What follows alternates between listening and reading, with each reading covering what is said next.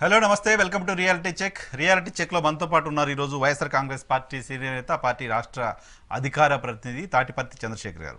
తాటిపత్రి చంద్రశేఖర్ గారితో మాట్లాడదాం. ఆంధ్రప్రదేశ్లో ఈరోజు డెవలప్మెంట్స్, ఉద్దానంలో ముఖ్యమంత్రి జగన్మోహన్ రెడ్డి గారి పర్యటన, అక్కడ తెలుగుదేశం పార్టీని జనసేనను ఉద్దేశించి ఆయన చేసిన వ్యాఖ్యలు, దానికి కౌంటర్గా మాజీ ముఖ్యమంత్రి చంద్రబాబు నాయుడు గారు మాట్లాడిన మాటలు, వీటిపైన వైసీపీ వర్షన్ తెలుసుకుందాం. చంద్రశేఖర్ గారు నమస్తే, వెల్కమ్ టు ఈహా. నమస్తే సార్, మీకు ఈహా ప్రేక్షకులకి వీక్షకులకు కూడా నా నమస్కారం. ఉద్దానం అనగానే గుర్తొచ్చేది జనసేన పార్టీ. ఆ సమస్యను వెలుగులోకి తీసుకొచ్చింది మేము, అక్కడ అటువైపు అందరూ చూసేలా చేసింది మేము అని జనసేన పార్టీ చెప్తోంది. ఉద్దానంలో మీరు వెలగబెట్టింది ఏంటి అంటూ తెలుగుదేశం పార్టీ కామెంట్స్ చేస్తోంది. సో ఈరోజు మీరు ఏం సాధించారు ఉద్దానంలో అంటే? తెలుగుదేశం పార్టీ జనసేన పార్టీ దగ్గర వారు చెప్పేటటువంటి అవకాశం లేనప్పుడు వారు చేసినటువంటి మంచి గురించి కేవలం ఒక తప్పుడు ప్రచారాన్నే కదా వారు నమ్ముకొని రాజకీయం చేస్తుంది. 4.5 సంవత్సరాల నుంచి అది కంటిన్యూస్ చేయడం భాగంగా వారు చేసినటువంటి వ్యాఖ్యలు. ఉద్దానానికి ఏం సాధించి పెట్టామో, అక్కడ వెళ్ళి వాటర్ సప్లై అవుతున్నటువంటి 807 గ్రామాలను అడిగితే అక్కడ ప్రజలు చెప్తారు. 200 బెడ్లతోటి ఒక కిడ్నీ రీసెర్చ్ సెంటర్ని ఏర్పాటు చేయడం జరిగింది, దాదాపు 90 కోట్లతోటి. 700 కోట్ల పైచీలకు ఖర్చు పెట్టి వాటర్ సప్లై పైప్ లైన్ని వేశాం. మరి గత ప్రభుత్వాలు, గత పాలకులు ఎందుకు దాన్ని అంత నిర్లక్ష్యంగా ఆ విషయం మీద వ్యవహరించారు? వారు సమాధానం చెప్పాలి కదా. 5 సంవత్సరాలు తెలుగుదేశం పార్టీ పరిపాలించినప్పుడు ఈ మ్యారేజ్ స్టార్ చాలా మంచి పేరు పెట్టారు సీఎం గారు. చాలా మంచి పేరు, బ్రహ్మాండంగా సెట్ అయ్యేటటువంటి పేరు. ఈ మ్యారేజ్ స్టార్కి ఆ 5 సంవత్సరాలు ఉద్దానం పేరు చెప్పుకొని రాజకీయం చేయడం తప్ప అతను వెలగబెట్టింది ఏంటి? ఏం చేశారు? ఇవాళ అక్కడ హాస్పిటల్ని చూస్తే గుండెల్లో ఆనందం ఉరకలు వేసేటటువంటి పరిస్థితి.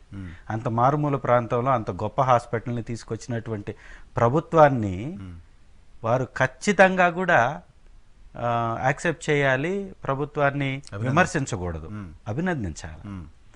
కానీ అది చేయకుండా దాని మీద కూడా ఒక తప్పుడు రాతలు, తప్పుడు ప్రచారం చేస్తున్నటువంటి ఈ అబద్ధాలనే అక్షరాలుగా రాసేటటువంటి ఎల్లో మీడియా, మరీ ముఖ్యంగా ఆంధ్రజ్యోతి, ఆ పేపర్ ఆంధ్రాలో మాత్రం అమ్ముకుంటాడు కానీ ఆంధ్రాకి ఏ రకమైన సంబంధం ఉండదు. అలాంటి ఆంధ్రజ్యోతి అక్కడ ఒక తప్పుడు రాతల్ని, విషపు రాతల్ని ఈరోజు పొద్దున కూడా అబద్ధాలనే అక్షరాలుగా అచ్చువేశారు. ఉద్దానాన్ని ఏం ఉద్ధరించారు?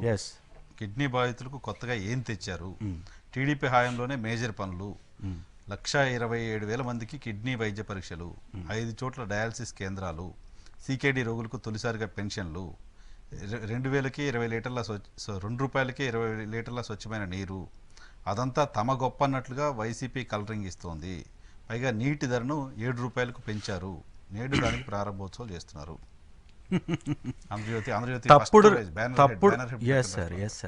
తప్పుడు రాతలు రాసి తప్పించుకునేటటువంటి ప్రయత్నం వారు ఎప్పుడూనే చేస్తుంటారు. పాము కరవడం, కాటేయటం దాని యొక్క స్వభావం.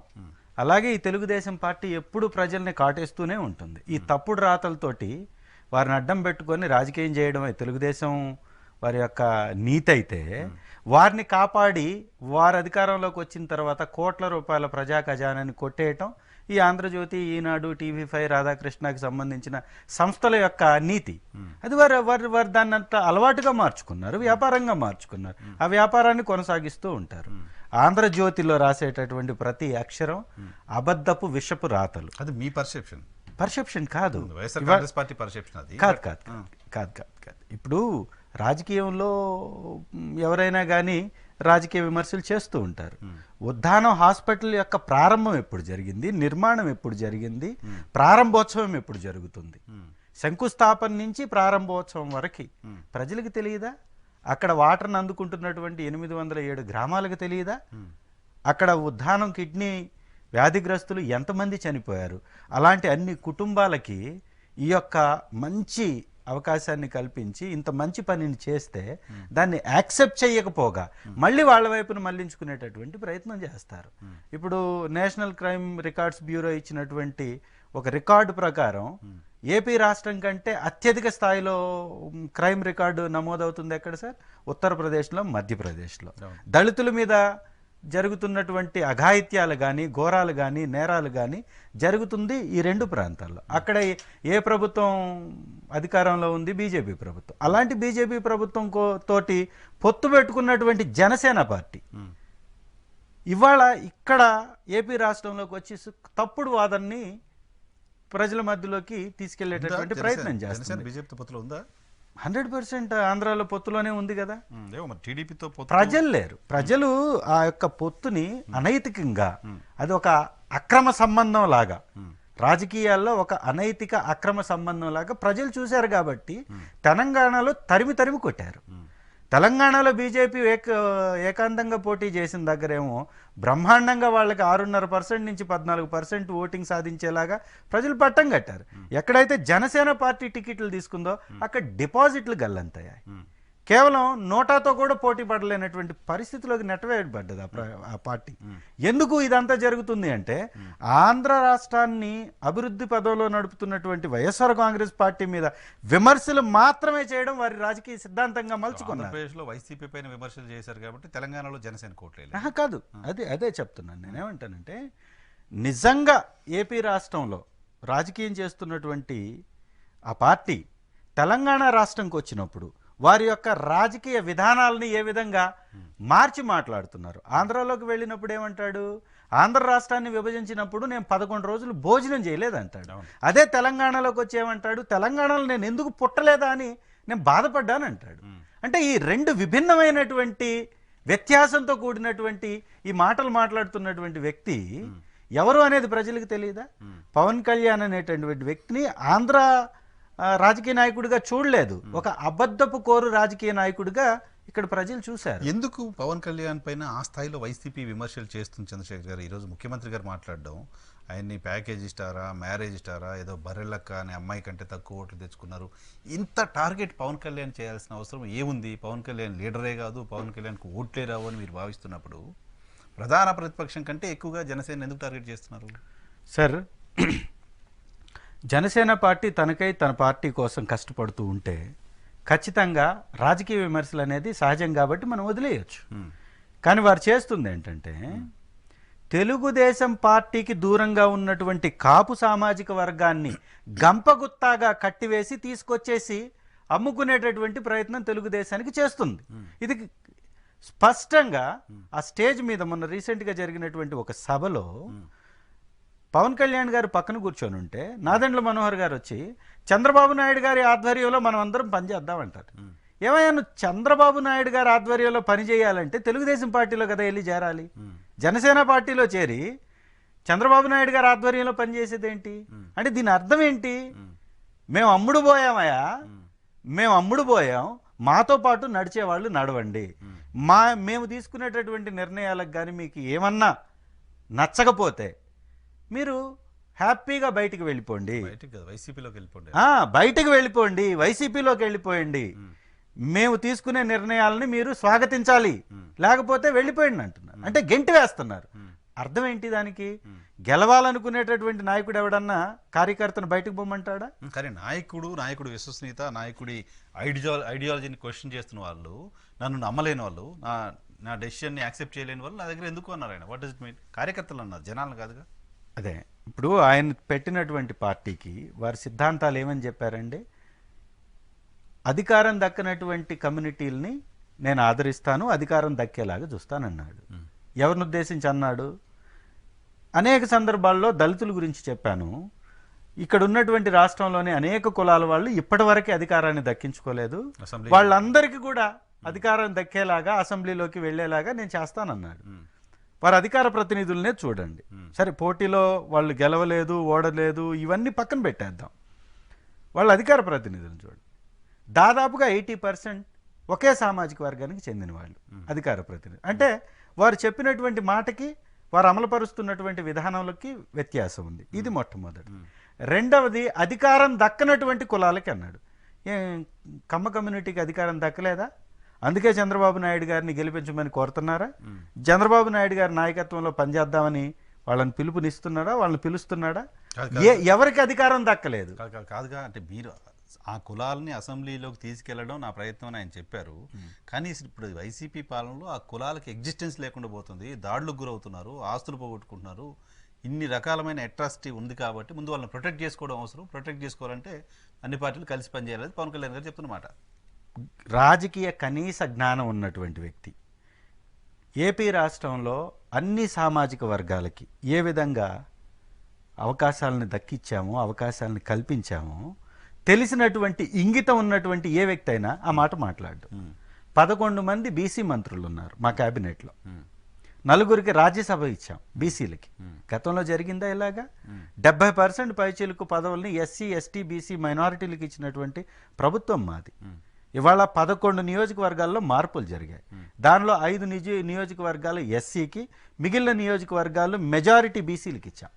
ఈ జరిగినటువంటి 11 నియోజకవర్గాల్లో ఓసీ ప్రాతినిధ్యం వహిస్తున్నటువంటి మంగళగిరి, గాజువాక మార్చి ఇవాళ బీసీకి, అక్కడ బీసీ నేతలకి అవకాశం కల్పించాం.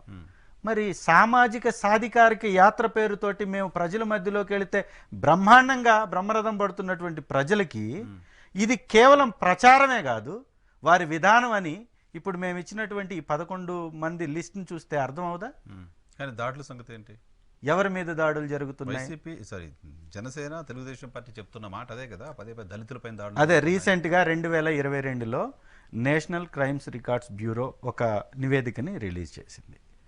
సరాసరిగా ఏపీ రాష్ట్రంలో తెలుగుదేశం, జనసేన, బీజేపీ ప్రభుత్వం వారు అధికారంలో ఉన్నప్పుడు సంవత్సరానికి 3411 కేసులు దళితుల మీద జరిగితే 2022 కాలం నాటికి సంవత్సరానికి 2011 కేసులు నమోదైనట్టుగా ఆ రికార్డ్ చూపిస్తుంది. అదే మనం ఉత్తరప్రదేశ్లో వెళ్తే 70,000 కేసులు, మధ్యప్రదేశ్లోకి వెళితే 68,000 కేసులు. పెద్ద స్టేట్లు కదా సార్. ఎక్కడ 3,000, ఎక్కడ 2,000, ఎక్కడ 70,000, ఎక్కడ 80,000? ఎన్ని రేట్లు ఎక్కువ? అలాంటి పరిపాలన సాగిస్తున్నటువంటి బీజేపీ పార్టీతోటి నువ్వు పొత్తులో ఉండి మళ్ళీ 2,000 కేసులతో ఉన్నటువంటి ఏపీ రాష్ట్రాన్ని మాట్లాడడం అంటే బాగుంది లాజిక్. బట్ ఆంధ్రప్రదేశ్లో ఇప్పుడు పవన్ కళ్యాణ్ గారు బీజేపీతో పొత్తులో ఉన్నారా లేదని అంబిక్యూటీ అయితే ఉంది సార్. ఒకటైతే వాస్తవం, టీడీపీ జనసేన కలిసి పనిచేస్తున్నాయి, సమావేశాలు అంటున్నారు, వాళ్ళ మీటింగ్లో వీళ్ళ జెండాలు కనపడుతున్నాయి, వీళ్ళ మీటింగ్లో వాళ్ళ జెండాలు కనపడుతున్నాయి. నారా లోకేష్ గారు పవన్ కళ్యాణ్ జిందాబాద్ అంటున్నారు, ఆయన నాయకత్వం వర్ధిల్లాలి అంటున్నారు. మీరు చెప్తున్నట్లుగా మనోహర్ గారు చంద్రబాబు నాయుడు గారి నాయకత్వంలో పనిచేయాలంటున్నారు. బట్ బీజేపీ ఎక్కడ కనపడట్లే, ఎక్కడ వినపడట్లా. ఎస్, బీజేపీ ఎందుకు కనపడట్లేదు అంటే బీజేపీ అధ్యక్షురాలుగా ఉన్నటువంటి పురంధేశ్వరి గారు బీజేపీ కోసం పనిచేస్తే బీజేపీ బయటకు వస్తుంది. అది తెలుగుదేశం కోసం పనిచేస్తున్నప్పుడు బీజేపీ ఎందుకు కనపడుతుంది? బీజేపీలోని మెజారిటీ వర్గం బీజేపీ అంటే బాబు గారి జనాల పార్టీగా, బాబు గారి జనతా పార్టీగా పురంధేశ్వరి గారు మార్చారని అనేక విమర్శలు చేస్తున్నారు. వాళ్ళు సొంత పార్టీలో ఉన్నటువంటి వాళ్లే చేస్తున్నారు. ఇంక బీజేపీ ఎందుకు కనపడుతుంది? దాంతోపాటుగా వీళ్ళు ఈ 11 సీట్లు మార్చిన దాని మీద కూడా ఒక తప్పుడు ప్రచారం బాగా గట్టిగా చేస్తారు. మార్చాల్సిన అవసరం ప్రైమరీ పాయింట్ ఏమొస్తుందంటే, ఎందుకు మార్చారు? వ్యతిరేకత ఉంది జగన్మోహన్ రెడ్డి పైన. ఎమ్మెల్యేలు మారిస్తే పోద్దా? మార్చాల్సిన జగన్మోహన్ రెడ్డిని. అపోజిషన్ వాయిస్ ఇది. మేమేమంటామంటే, ఎగ్జాంపుల్గా వారు దేనిలో అయితే రచ్చ చేస్తున్నారో దాని గురించే మాట్లాడదాం. రేపల్లి ఒక గౌడ సామాజిక వర్గానికి అవకాశం కల్పించడం జరిగింది. గతంలో ఎప్పుడన్నా గౌడ సామాజిక వర్గానికి అక్కడ ప్రాతినిధ్యం కల్పించిందా ఏ ప్రభుత్వం అయినా, ఏ పార్టీ అయినా? కల్పించాం కదా. అంటే అవకాశం కల్పించిన పర్సన్ తెలుగుదేశం పర్సనే కదా సార్. ఎవరైనా కానీ తెలుగుదేశం రాసుకొని రారు కదా. తెలుగుదేశంలో ఉన్నటువంటి చాలా మంది కాంగ్రెస్ నుంచి వెళ్ళిన వాళ్ళు ఉన్నారుగా. ఇప్పుడు మీరు ఇవ్వలేదు అంటే, ఇప్పుడు మీరు ఇచ్చిన పర్సన్ పేరు నాకు గుర్తులేదు కానీ సీతారామ గారు వాళ్ళ అబ్బాయి అనుకుంటే, ఈపూరు సీతారామయ్య గణేష్ గారు వాళ్ళ ఫ్యామిలీ తెలుగుదేశం పార్టీలో ఉండేది కదా. అంతమంది ఎమ్మెల్యే ఈయన తెలుగుదేశంలో లేరు. బట్ వాళ్ళకి ఆ పొలిటికల్ అవకాశం కలిపి తెలుగుదేశం పార్టీ ఉండొచ్చు. నేనేమంటానంటే, వైఎస్ఆర్ కాంగ్రెస్ పార్టీ యొక్క విధానం రాబో రాజకీయాల్లో, రాబో ఎలక్షన్స్లో 2 లక్ష్యాలతోటి పనిచేయడం మా యొక్క విధానం. మేము నిర్ణయించుకున్నటువంటి ఒక మంచి ఆలోచన. మొట్టమొదటిది 175 నియోజకవర్గాల్లో గెలిపే లక్ష్యంగా పనిచేయడం. రెండవది ఈ రాష్ట్రంలో ఉన్నటువంటి అన్ని కులాలకి ప్రాతినిధ్యం కల్పించడం. దానిలో భాగంగా మేము సోషల్ ఇంజనీరింగ్లో భాగంగానే ఎక్కడైతే ఎక్కువ శాతం ప్రజలు ఒక కమ్యూనిటీకి సంబంధించినటువంటి వ్యక్తులు ఉన్నారో, అక్కడ వాళ్ళకి అవకాశం దక్కలేదో అలాంటి వారికి అక్కడ అవకాశం కల్పిస్తున్నాం. అదే మంగళగిరి ప్రాంతానికి కూడా చూద్దాం. గతంలో పద్మశాలీలు చాలా ఎక్కువ శాతం మంది అక్కడ ఉన్నారు, పాపులేషన్ కూడా ఎక్కువ ఉంది. అలాంటి చోట 2 సార్లు రెడ్డి సామాజిక వర్గానికి అవకాశం కల్పించాం. గత ఎలక్షన్స్లో ఇదే ఆళ్ల రామకృష్ణారెడ్డి గారు మళ్ళీ ఇంకొకసారి ఇక్కడ నేను పోటీ చెయ్యను, ఇంకొక ప్రాంతానికి నేను వెళ్తానని వారే చెప్పిన సందర్భం ఉంది. అట్లాగే జగన్మోహన్ రెడ్డి సార్ కూడా అక్కడ ఖచ్చితంగా 2024లో మార్పు చేస్తామని చెప్పారు. దానిలో భాగంగానే దాన్ని కంటిన్యూ చేయడంలో భాగంగానే మేము అక్కడ మార్పు చేయడం జరిగింది. పద్మశాలీలకు అక్కడ అవకాశం కల్పించడం జరిగింది. ఇక్కడ కూడా గౌడ సామాజిక వర్గానికి అవకాశం కల్పించడం జరిగింది. అట్లాగే గాజువాకలో ఇదే పవన్ కళ్యాణ్ గారి మీద మా బీఫామ్ మీద నిలబడి చిత్తుగా ఓడించినటువంటి అభ్యర్థిని అక్కడి నుంచి పక్కకు తప్పించి యాదవ సామాజిక వర్గానికి అవకాశం కల్పించాం. ఎందుకంటే అక్కడ ఆ సామాజిక వర్గం ఎక్కువగా ఉంది. అంటే మా విధానం ఏంటంటే, ఒక ప్రాంతంలో ఒకే వ్యక్తికి ఒకే కమ్యూనిటీకి అవకాశం ఇస్తే ఆ ప్రాంతంలో 2వ నంబర్లోనో 3వ నంబర్లోనో అత్యధికంగా పాపులేషన్ కలిగినటువంటి కులాలు నష్టపోయే అవకాశం ఉంటుంది. వాళ్ళని అకామిడేట్ చేయడంలో భాగంగా ఇచ్చేసాం. రెండోది, చంద్రబాబు నాయుడు గారు నిజంగా ఇక్కడ గెలవని రూపాయి అక్కడ గెలుస్తుందా, ఇక్కడ చెల్లని రూపాయి అక్కడ చెల్లుతుందా అన్నారు. నిజంగా చంద్రగిరిలో చల్లకే నువ్వు కుప్పానికి వెళ్ళావా? మరి ఇక్కడ చల్లని రూపాయి నువ్వు అక్కడ ఎందుకు చెల్లుతున్నావు? అంటే ఆయన ఓడిపోయిన తర్వాత వెళ్ళారు, వీళ్ళు గెలిచిన వాళ్ళు. రామారావు గారు గుడివాడ నుంచి హిందూపురానికి మారలేదా? పురంధేశ్వరి గారు విశాఖపట్నంలో ఒకసారి, రాజంపేటలో ఒకసారి, తెనాల్లో ఒకసారి, బాపట్లలో ఒకసారి మారలేదా? రెండోది, ఇదే నాదెండ్ల మనోహర్ గారు తండ్రి గారు నాదెండ్ల భాస్కర్ గారు తెనాల్లో పోటీ చేశారు, మన వేమూరులో పోటీ చేశారు, విజయవాడలో పోటీ చేశారు కదా. అంటే మారడం అనేది ఎప్పటి నుంచో ఉన్నటువంటి విధానమే. చంద్రబాబు నాయుడు గారు ఎందుకన్నారో తెలియదు, ఎస్సీ సీట్లు మార్చారు అని.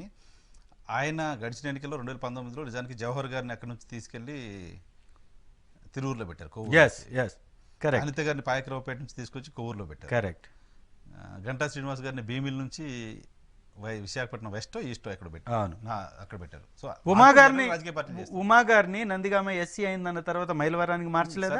అది రిజర్వ్డ్ అయింది కాబట్టి ఏమైనా మేమేమంటామంటే ఇక్కడ చల్లని రూపాయి అన్నటువంటి చంద్రబాబు నాయుడు గారే సమాధానం చెప్పవలసింది ఏంటంటే, చంద్రగిరిలో నువ్వు చల్లని రూపాయివా, అందుకే నువ్వు కుప్పానికి తరలి వెళ్ళావా? దానికి సమాధానం చెప్పాలి కదా. వారు బీసీ ఎజెండా చెప్తున్నారు కదా. ఇంతకుముందు చంద్రబాబు నాయుడు గారు మాట్లాడింది స్పీచ్ ఏంటంటే, బీసీలకు అవకాశం కల్పించాలనుకుంటే, ఇంతకుముందు మీరు చెప్తున్నట్టుగా బీసీ ఓట్ బ్యాంక్ ఎక్కువ ఉన్న దగ్గర ఎవరికి వాళ్ళకి అవకాశం ఇవ్వాలనుకుంటే, నంబర్ 1 సీట్ మీకు పులివెందులు కదా, అక్కడ కూడా ఇవ్వండి బీసీకి అని చెప్పాను ఆయన. ఇప్పుడు నీ కొడుకు నిలబడ్డటువంటి ప్రాంతంలో మేము ఒక బీసీకి ఇచ్చాం కదా, ఈ దమ్ముంటే నీ కొడుకుని గెలిపించుకో. ఎందుకు ఇంత పెద్ద పెద్ద మాటలు? పులివెందుల దాకా పోయేది పక్కన పెట్టి నీ కొడుకు మీద ఒక బీసీ నాయకుడు నిలబడుతున్నాడు కదా, అతను గెలిపించుకోండి. ముందు నీ కొడుకుని గెలిపించుకో. చంద్రబాబు నాయుడికి సవాల్, లోకేష్ గారిని అక్కడ గెలిపించి చూపించమనండి. సార్, ఒక రాజకీయ పార్టీకి ఒక విధానం ఉంటుంది. ఆ నిర్ణయాలు, ఆ విధానాలు వారు నిర్ణయించుకోవాల్సిందే తప్ప పక్క వాళ్ళది చెప్పేటటువంటి ఇది కాదు. నేనేమంటానంటే వైఎస్ఆర్ కాంగ్రెస్ పార్టీకి 151 మంది ఎమ్మెల్యేలు ఉండి కూడా ఇవాళ 175 నియోజకవర్గాలలో క్యాండిడేట్లని 3-4 నెలల ముందే మేము ప్రకటించేటటువంటి ధైర్యాన్ని మేము చేయగలుగుతున్నాం. మా దగ్గర 151 మంది ఎమ్మెల్యేలు ఉన్నారు. వారిలో మంత్రులను కూడా స్థానచలనం చేయగలుగుతున్నాం. ఎందుకంటే ఇది 2 విధాలు 3 విధాలు ఉపయోగపడుతుంది. ఈ 3 విధాల ఈ స్థానచలనం ఎలా ఉపయోగపడుతుంది అంటే, 1, అక్కడ అవకాశం దక్కనటువంటి కులానికి అవకాశం దక్కుతుంది. 2, ఈ 5 సంవత్సరాల పరిపాలనని చూసినటువంటి వాళ్ళలో ఏదన్నా కొంత అసంతృప్తి ఉంటే ఆ అసంతృప్తి నుంచి అక్కడ ఉన్నటువంటి నాయకుడు బయటపడేటటువంటి అవకాశం ఉంటుంది. 3వది, పార్టీ గెలుపే లక్ష్యంగా మేము ముందుకు వెళ్తున్నప్పుడు ఒక కొత్త అభ్యర్థిని అక్కడ తీసుకొచ్చినప్పుడు గెలుపు అవకాశాలు మెరుగుపడేటటువంటి అవకాశం ఉంటుంది. ఇది మా పార్టీకి లాభించేటటువంటి. పార్టీకి లాభించడం అంటే ప్రతిపక్షాల విమర్శలు కూడా ఉంటాయి కదా నేచురల్ గా. నియోజకవర్గాల్లో 5 ఏళ్ళు దోపిడీ చేశారు కాబట్టి అక్కడ ప్రజలు వాళ్ళని గెలిపించే పరిస్థితి లేదు కాబట్టి, అక్కడ ప్రజలు వీళ్ళ మొహం చూస్తే చీ కొడతారు కాబట్టి ఈ మొహాలు తీసిపోయి ఇంకో దగ్గర పెడుతున్నారు అనేది ప్రతిపక్షాలు మాట్లాడతాయి. ఇక్కడ గెలిచినటువంటి నాయకుడు ఇక్కడ ఆల్రెడీ నిరూపించుకున్నాడు. అతను ఇంకో చోట నిరూపించుకోవడానికి వెళ్తున్నాడని ఎందుకు అనుకోకూడదు? అక్కడ అవకాశం ఇచ్చారు, 5 ఏళ్ళు పని చేసిన తర్వాత మళ్ళీ ఓట్లు వేయాలి కదా, నీకు సర్టిఫికేట్ ఇవ్వాలి కదా. ఫస్ట్ ఒక అవకాశం ఇచ్చారు. ఎవరి ద్వారా పని జరుగుతుంది? వైఎస్ఆర్ కాంగ్రెస్ పార్టీ ప్రభుత్వం ద్వారా జరుగుతుంది. నిజంగా పని జరగకపోతే నాయకుడిని మార్చినంత మాత్రాన్ని ఏమవుతుంది? ఖచ్చితంగా పార్టీ కదా ఏదైనా చేసేది, ప్రభుత్వం ద్వారా జరుగుతుంది. 100%. మేము అంటుంది ఏంటంటే ప్రభుత్వం తీసుకునేటటువంటి విధానాలని, నిర్ణయాలని సరైనటువంటి పద్ధతిలో అమలుపరిచి ప్రజలకి అవకాశాలని అందించగలిగినటువంటి నాయకుడికి అవకాశం దక్కుతుంది. ఎవరైతే దానిలో ఫెయిల్ అయ్యారో వాళ్ళకి ఖచ్చితంగా అవకాశం ఇచ్చే పరిస్థితి వైఎస్ఆర్ కాంగ్రెస్ పార్టీలో లేదు. అలాంటి ఆ స్క్రాప్ ఎవరన్నా ఒకరో ఇద్దరో ముగ్గురో, స్క్రాప్ అనడం కూడా పెద్ద మాటే అవుతుంది, అలా ఫెయిల్ అయినటువంటి వ్యక్తుల కోసం గోతికాడ నక్కలాగా ఎదురు చూస్తున్నటువంటి పార్టీలు ఏవండి? ఈ తెలుగుదేశం పార్టీ, ఈ జనసేన పార్టీ. బాబుగారు చెప్పారు మేము ఎవరో వస్తే చేర్చుకోవడానికి సిద్ధంగా లేమని చెప్పారు. లేచుకోకపోతే ఉండవల్లి శ్రీదేవి గారిని ఎందుకు చేర్చుకున్నాం? అంటే 4 చేర్చుకున్నారు, ఇప్పటి నుంచి చేర్చుకోరేమో బహుశా ఆయన అన్నమాట. అంటే వాళ్ళకి 23 మంది గెలిస్తే 23 మందిని తీసుకున్నటువంటి వాళ్ళండి వాళ్ళు. వైఎస్ఆర్ కాంగ్రెస్ పార్టీలో నుంచి గెలిచిన వాళ్ళని తీసుకెళ్లి మంత్రి పదవుల్లో కూర్చోబెట్టినటువంటి పార్టీ అది. వాళ్ళకి సిద్ధాంతాలు ఉన్నాయా, విలువలు ఉన్నాయా? ఎవరినైనా తీసుకుంటారు, ఎవరినైనా బయటకు పంపించేస్తారు. ఒక నోటు కోసం 5 కోట్లు ఇచ్చినటువంటి వ్యక్తి చంద్రబాబు నాయుడు. విలువలు, విశ్వసనీయతకి అక్కడ అవకాశం ఎక్కడుంది? మీరు ఇది గమనించండి. మీరు ఒక చిన్న మాట గమనించండి. జైల్లో ఉండడానికేమో ఆరోగ్యం సహకరించదు, జైల్లో ఉండి ఖాళీగా కూర్చోవడానికేమో చంద్రబాబు నాయుడు గారికి ఆరోగ్యం సహకరించదు. అదే దేశ విదేశాల పర్యటనలు చేయడానికి మాత్రం మంచి ఆరోగ్యంతో ఆయన ముందుకు వెళ్తున్నట్టుగా కనపడుతుంది. ఉంది కదా, ఆయన ప్రోగ్రామ్స్ ఉన్నాయి, అన్ని చోట్లకు తిరుగుతున్నారు, దేశంలోని చాలా ప్రాంతాలను కూడా పర్యటిస్తున్నాడు. అప్పుడు అంతా ఆరోగ్యం బాగానే ఉందిగా. జైల్లో ఉండడానికి మాత్రం బాగాలేదు. మరి బెయిల్ ఎందుకు వేశారండి? అనారోగ్య సమస్యలతోటే కదా బెయిల్ వేసుకుంది. వచ్చింది, అది వేరే విషయం. మీరు ఒక కంటి ఆపరేషనే కదా చేయించుకుంది, ఇంకో గుండె ఆపరేషన్ ఏం కాలేదు కదా. కంటి ఆపరేషన్ కోసమే కదా. కంటి ఆపరేషన్ ఆ రోజు కంటిని పరీక్షించినటువంటి వైద్యులు ఏం చెప్పారు సార్? ఇది ఇమీడియట్ గా చేయాల్సినటువంటి అవసరం లేదని కూడా చెప్పారు కదా. నేనేమంటానండి సార్, ఇప్పుడు 11 స్థానాలకు వస్తాను. నాకు చివరికి కంక్లూడ్ చేద్దాం. 11 స్థానాల్లో మార్పులు చేర్పులు, 11 స్థానాలు మార్చిన దానిలో మీరు యాస్పైర్ చేస్తున్న స్థానాలు కూడా ఉన్నాయి. కొండపి మీరు యాస్పైర్ చేస్తున్నట్టున్నారు, ఎర్రగొండపాలెం యాస్పైర్ చేస్తున్నట్టున్నారు. అది పార్టీ నిర్ణయిస్తుంది. సరే, మీరు యాస్పైర్ చేయడం ఉంటుందిగా. ఏంటి తాటిపర్తి చంద్రశేఖర్ పోటీ చేస్తారా, ఉంటారా పోటీలో? పార్టీ నిర్ణయిస్తుంది. ఖచ్చితంగా పార్టీలోనే ఉంటాం. పార్టీయే నిర్ణయిస్తుంది పోటీ చేయాలా, చంద్రశేఖర్ సమర్థుడా అసమర్థుడా, చంద్రశేఖర్కి అవకాశం ఇవ్వాలా లేదా అనేది పార్టీ నిర్ణయిస్తుంది. పార్టీ నిర్ణయానికి కట్టుబడి ముందుకు వెళ్ళడమే. మీ కొండపి ఆశించారు, కొండపిలో ఇప్పుడు మంత్రి గారు వచ్చారు, సురేష్ గారు. What next? What is your plan? అది చెప్పాను కదా, పార్టీ ఏం నిర్ణయం తీసుకుంటే ఆ పార్టీ నిర్ణయానికి కట్టుబడి ముందుకు వెళ్ళడమే. ఇంకో దానిలో రెండో మాటకే అవకాశం లేదు. టికెట్ కాదు ప్రయారిటీ పార్టీ. ఖచ్చితంగా సందేహమే లేదు దానిలో. మీ దగ్గర మొత్తం రాష్ట్రంలో ఉన్న వైఎస్ఆర్ కాంగ్రెస్ పార్టీకి సంబంధించిన నాయకులందరికంటే ఎక్కువ ఒంగోలులో, ప్రకాశం జిల్లాలో వైసీపీ నాయకుల మధ్య విపరీతమైన వారు గొడవ నడుస్తుంది. కొంతమంది నాయకులు సఫకేషన్ ఫీల్ అవుతున్నారు లాంటి చర్చ జరుగుతుంది. ఆ సఫకేషన్ ఫీల్ అవుతున్నారు లాంటి చర్చ జరుగుతున్న నాయకుల పేర్లలో బాలినేని శ్రీనివాస్ రెడ్డి గారి పేరు కూడా ఉంది.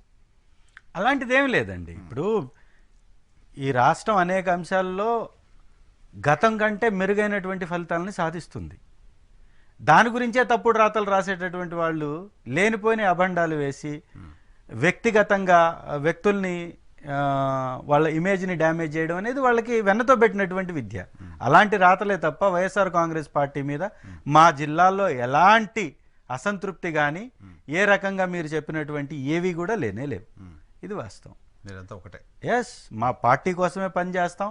పార్టీ ఉంటేనే మేము ఉంటాం. రాసిన వాళ్ళు చూసిన వాళ్ళే ఇబ్బందులు. ఏముంది, చూసిందేముంది? రాయడం అంటే అది నేను చెప్పాను కదా, అబద్ధాలనే అక్షరాలుగా మార్చుకున్నప్పుడు ఆ అబద్ధాలని రోజు అచ్చు వేస్తూనే ఉంటారు వాళ్ళు.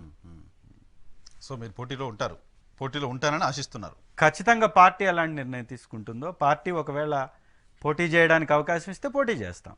లేదు మీరు ఎవరికన్నా అక్కడ ఇచ్చినటువంటి అభ్యర్థికి సపోర్ట్ చేయమంటే సపోర్ట్ చేస్తాం. చివరికి పార్టీ గెలిపే మా లక్ష్యం, పార్టీ కోసం పనిచేయడమే మా విధానం. అంతే తప్ప వ్యక్తిగత లాభాలు, వ్యక్తిగతమైనటువంటి అవసరాల కోసం రాజకీయం చేయాల్సినటువంటి అవసరం లేదు. పార్టీ ఖచ్చితంగా 175 నియోజకవర్గాల్లో గెలవాలి. ఆ గెలుపు కోసం నిరంతరం శ్రమించడానికి మేమంతా సిద్ధంగా ఉన్నాం. Right sir, all the very best Chandrashekar గారు. థ్యాంక్ యూ వెరీ మచ్ మాకు సమయం కేటాయించినందుకు. ఇది వాళ్ళ రియాలిటీ చెక్. రేపటి షోలో మళ్ళీ కలుద్దాం. చూస్తూనే ఉండండి ఈ హాట్ టీవీ.